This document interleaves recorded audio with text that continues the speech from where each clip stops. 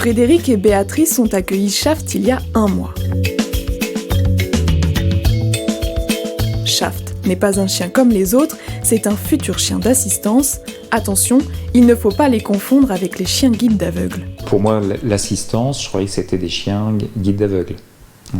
Donc il a fallu déjà comprendre que le chien d'assistance, c'est une autre forme d'assistance, avec des formes variées d'ailleurs, puisque ça peut être pour des handicaps moteurs, ça peut être de la détection de crises d'épilepsie, ça peut être l'accompagnement d'enfants hyperactifs ou autistes. Pour devenir des chiens d'assistance, ces animaux doivent être formés d'abord dans des familles d'accueil. C'est le cas de Frédéric et Béatrice. Ils ont reçu Shaft, un chiot Golden Retriever, en juin.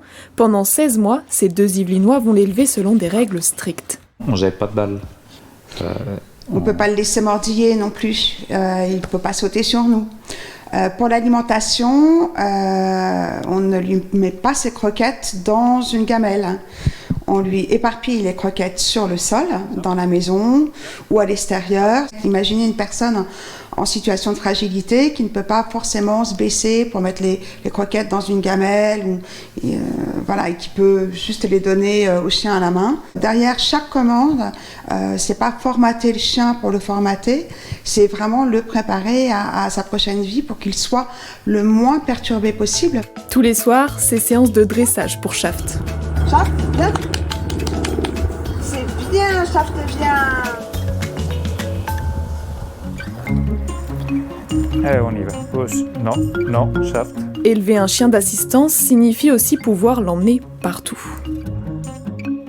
Habillé de sa cape bleue et jaune, Shaft se rend au supermarché pour la première fois. C'est pas mal, hein. Il est un petit peu déconcentré, mais il n'est pas stressé par le bruit des réfrigérateurs.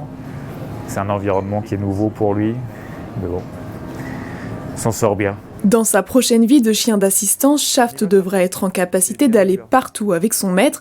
Magasins, musées, mairies, tous les lieux habituellement interdits aux chiens lui sont ouverts, mais parfois ce n'est pas si simple. Là, il y a un premier réflexe, c'est un chien, donc on est dans des lieux interdits aux chiens, donc ça demande une négociation un petit peu compliquée. Il a fallu que je charge sur mon téléphone le texte de loi qui stipule, l'article de la loi de 88, qui stipule que ce chien, à la fois quand il sera chien d'assistance et pendant sa formation, il est accueilli, accepté dans tous les lieux publics, dans tous les lieux de transport.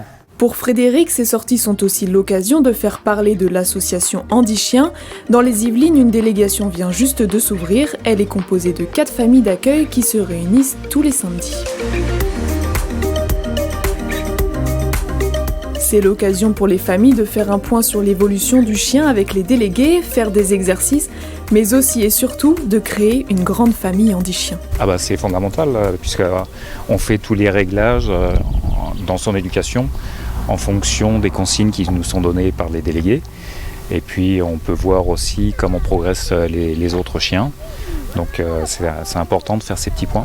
Nous, en tant que bénévoles et délégués, on encadre donc un groupe de familles d'accueil qui peut aller de 3 à 6 familles d'accueil et on aide à l'éducation pendant 16 mois de ces petits chiens. C'est un groupe, c'est une aventure d'animaux mais aussi c'est une aventure humaine. Pendant 16 mois, le groupe est ensemble, on travaille ensemble, on s'amuse ensemble, on rigole ensemble, des fois on pleure ensemble parce que c'est difficile, mais c'est aussi une aventure humaine et c'est vraiment très très agréable et on s'épaule les uns les autres. La formation vient juste de débuter pour ce groupe de chiens dans les Yvelines. Dans plusieurs mois, ils seront remis à ceux que l'on appelle les bénéficiaires. Chaque jour, c'est près de 15 000 personnes qui reçoivent l'aide d'un chien d'assistance au quotidien en France.